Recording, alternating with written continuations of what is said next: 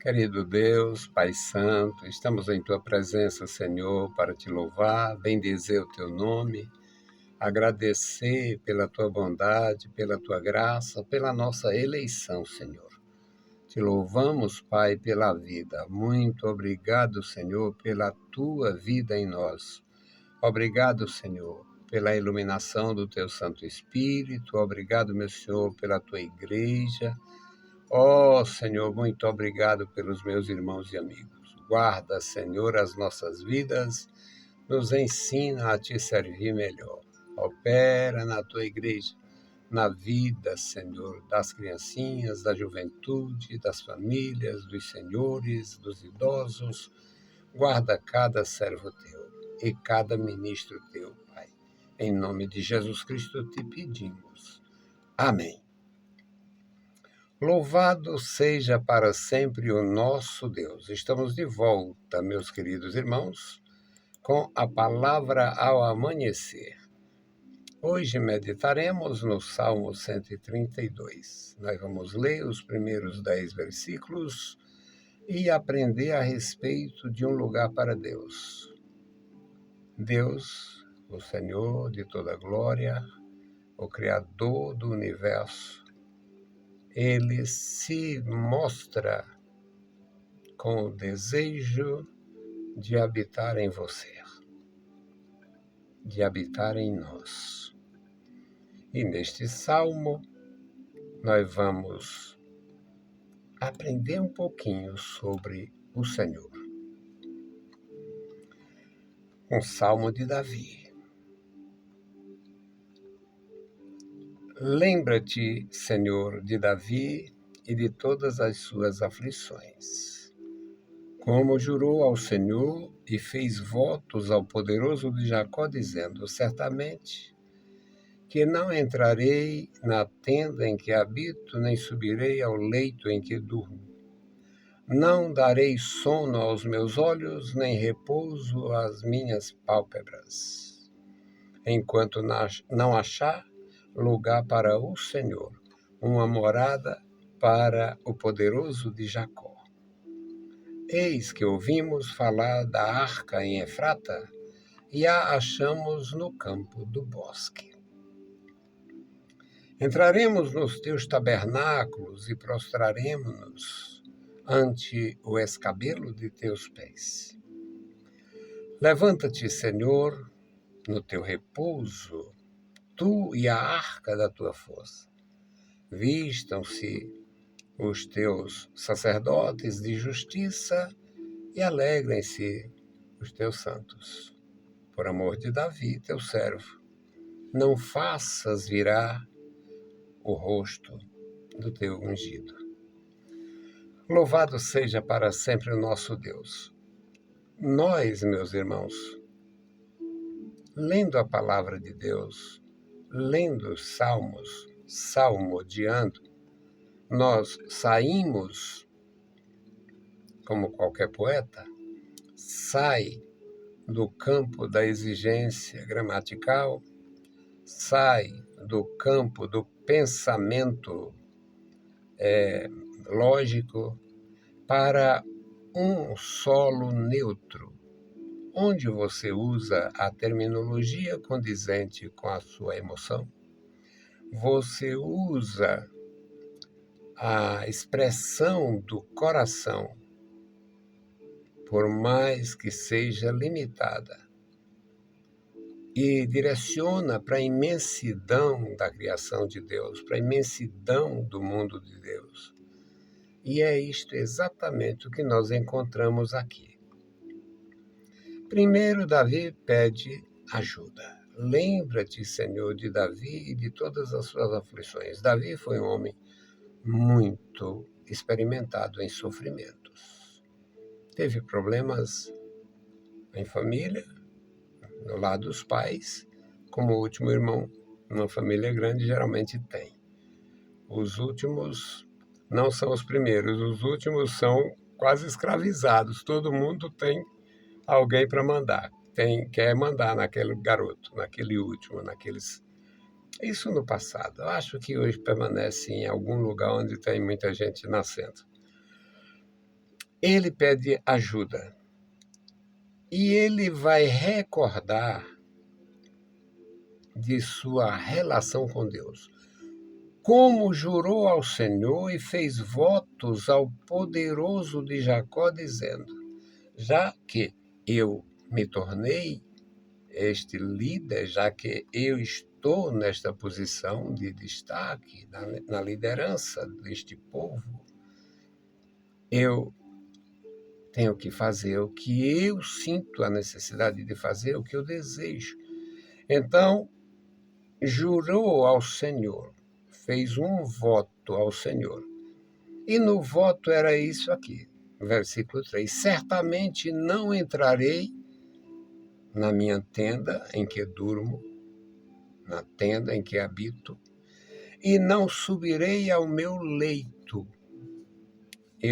Não significa que ele ia deixar de entrar em casa ou que ia deixar de dormir à noite. Significa que ele não ia descansar. Ele não iria descansar enquanto não tivesse um lugar para a arca de Deus. É isto que significa. Certamente que não entrarei na tenda em que habito e não subirei ao leito em que durmo, não darei sono aos meus olhos, nem repouso às minhas pálpebras, enquanto a arca estiver no relento, enquanto a arca estiver no meio do tempo, no meio do campo aberto, enquanto a arca estiver naquele estacionamento aberto, naquela pracinha, enquanto a arca não tiver o seu lugar apropriado, exclusivo e honroso, eu não descansarei. Era uma promessa de um adorador, um homem pequeno. Eu tinha um professor de excelente qualificação e inesquecível para mim, que ele, não sei de onde ele tirou, não sei, a gente não conhece a cabeça, né, a formação dos professores, mas ele descrevia o Davi, adolescente, chegando no exército do Saul. E na primeira entrevista ou encontro com o Saul, quando ele venceu o gigante Golias, ele descrevia o Davi como um rapaz, na sua idade, portanto, adolescente, ainda de pequena estatura, com os cabelos ruivos, queimados do sol, pela atividade de pastorear ovelhas no meio do sol, sem uma cobertura, não sei de onde ele tirou, mas ele tinha muita habilidade, muita capacidade. E com as pernas arqueadas, o que mais me chamava a atenção era a descrição do Davi como um garoto, um adolescente, não muito crescido, daqueles que aqui no Nordeste a turma chama de espigão, um garoto, um adolescente com o tamanho de um homem adulto. Ele era um adolescente com o tamanho condizente com a idade, os cabelos queimados do sol e as pernas arqueadas, ou seja, um pouco cambota. De onde ele aprendeu, não sei, mas eles eram incríveis, meus mestres, eu não esquecerei. E aquele menino torna-se um soldado, de soldado vai sendo graduado militarmente, se torna o capitão, o rei da nação, o comandante em chefe do exército, dos exércitos. E ele, mesmo assim, era um pequeno homem. Não existe ninguém que se equipare em grandeza e poder ao nosso Deus. Mas ele fala assim: não daria repouso às suas pálpebras, não dormiria tranquilo, não entraria em casa com ar de agora está tudo bem, eu não tenho mais nada a fazer, e nem subiria o leito, a cama de dormir, sem o compromisso. Era o compromisso que lhe inquietava e movia para a presença de Deus e o desejo de cumprir o seu voto. Vou construir um espaço, vou fabricar uma casa para a Arca de Deus. O versículo 5 ele diz: enquanto não achar um lugar para o Senhor. Ora, como é uma poesia, é algo do coração do adorador para a imensidão do Criador. Mas, neste solo da adoração, tudo pode fazer sentido para quem adora. Ele diz que não sossegaria enquanto não achasse um lugar, como se Deus precisasse, tivesse carente de um lugar e dependesse de um homem. Mas no nosso solo da adoração, toda expressão é possível quando estamos diante do Senhor. Ele quer um lugar para o Senhor, uma morada para o poderoso de Jacó. Eu acho maravilhoso. Eu acho lindo isto. Isto me enche de muito gozo. Aí ele vai dar a notícia da arca. Eis que ouvimos falar da arca em Efrata. Efrata era um lugarejo, é o nome, o primeiro nome, na verdade é o segundo, acho que é o segundo nome de Belém, a cidade de Belém. Parece-me que o primeiro nome era Luz, o segundo é Efrata e o terceiro é Belém. Parece-me que é nessa ordem. E ele diz, ouvimos falar dela, ouvimos falar da arca em Efrata, e foi encontrada no campo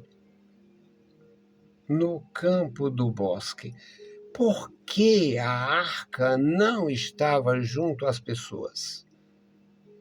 Na época do Saul, na época do Eli, a família desastrada, os filhos desastrados do Eli, com os comandantes desastrados do exército, levaram a arca para a guerra, usando a arca como um amuleto, como alguns fazem hoje com a Bíblia Sagrada. Foi uma desgraça para eles. A presença da arca sem o temor de Deus foi morte na certa. Foi um terror.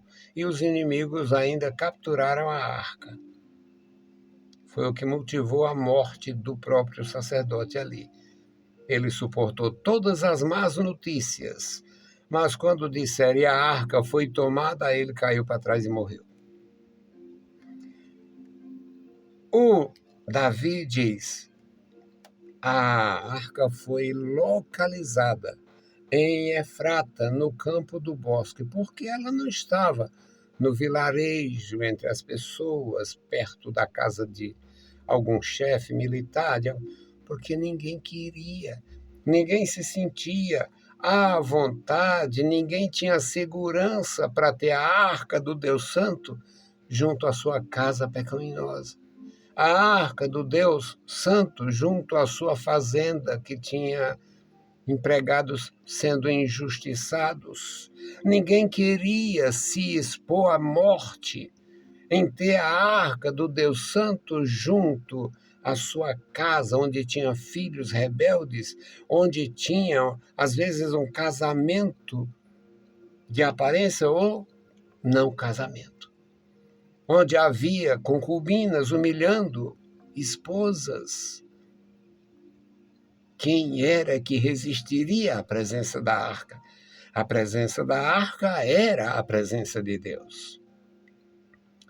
Então, ele dá notícia da arca e diz no versículo 7, entraremos nos teus tabernáculos, vai ser solucionado o problema. Entraremos nos teus tabernáculos, prostrar-nos-emos ante o escabelo de seus pés. Ele, em meio à sua poesia, ele compara a arca e o santuário que tenciona construir como a banquinha para os pés do rei. O escabelo para os pés era um descanso, era uma banqueta para os pés, era utilizada pelas autoridades que sentavam em seus tronos e precisavam daquele espaço acolchoado, aquele móvelzinho acolchoado para descanso dos pés, para movimentar os pés, as pernas, facilitando assim a sua circulação. No versículo 8 ele diz, levanta-te, Senhor, vem para o teu repouso, tu e a arca da tua força, da tua presença. E na sequência ele diz, o lugar está preparado, o lugar está pronto. É uma poesia de pureza, uma poesia de grandeza, uma poesia de quebrantamento. No versículo 9 ele diz, vistam-se os teus sacerdotes de justiça. Meus queridos, a injustiça foi sempre uma mácula no seio da família, no seio do clã, no seio da tribo, no seio da nação, no seio da humanidade. A injustiça é uma mácula. Injustiça macula. Injustiça é uma nódoa maculosa, cruel. E ele diz, vistam-se os teus sacerdotes de justiça e alegrem-se os teus santos. E por amor de Davi, teu servo, não vire a sua face, não retire o seu rosto, não vire o rosto, não ignore o teu servo Davi, o teu ungido. Meus queridos irmãos, isto é uma grandeza para o meu coração. Deve ser para o coração de todos os eleitos, todos os remidos. E a minha intercessão hoje é pelos meus queridos irmãos André e Fátima. O André e a Fátima, para nós, é como filhos crescidos, filhos primogênitos, os mais velhos. Eles têm cerca de 50 anos. E muito dedicados à obra de Deus e a nós. Serviram muito nas igrejas que conduzíamos e continua sendo nossos irmãos especiais. E eles estão de luto. Ela perdeu um irmão, eles têm perdido muitos familiares ultimamente e orar por eles, pelo conforto, pelo consolo da presença do Senhor. Bendito Deus, Pai Santo, Pai querido que estás nos céus, nós te louvamos, bendizemos e agradecemos pela vida.